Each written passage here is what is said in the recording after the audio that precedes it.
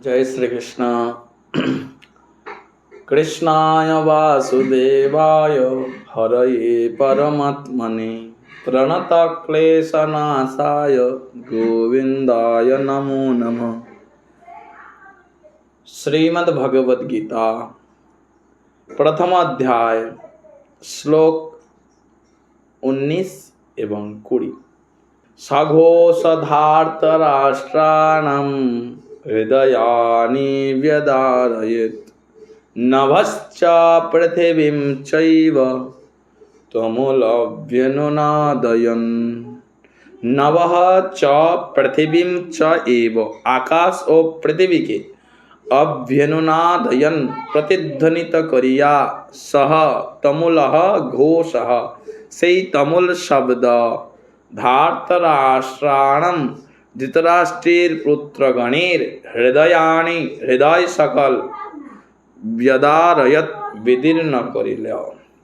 এই সকল শঙ্খের তমুল শব্দ ধরাতল ও নভমণ্ডল প্রতিধ্বনিত করিয়া ধাতরাষ্ট্রগণের হৃদয় বিদারিত করিতে লাগিল।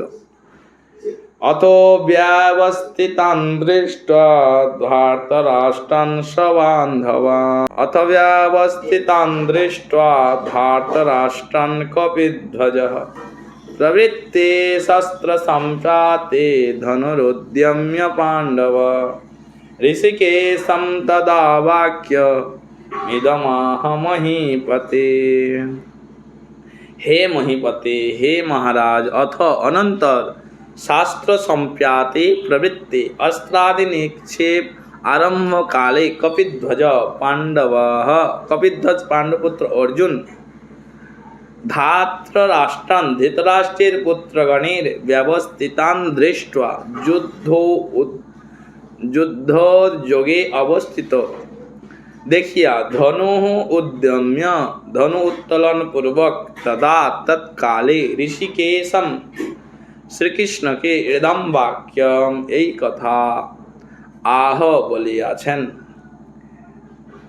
हे महीपति, तत्काले शास्त्र निक्षेप समुद्यत कपिध्वज रथारूढ़ धनंजय दुर्योधनादि युद्धोद उद्योगे अवस्थित देखिया धनु उत्तोलन पूर्वक श्रीकृष्ण के कथा বলিলেন।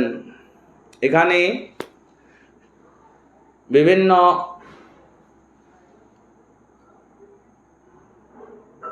বাদ্যযন্ত্রের শব্দে নভমণ্ডল অর্থাৎ আকাশ এবং পৃথিবী প্রতিধ্বনিত হলো, সেই সঙ্গে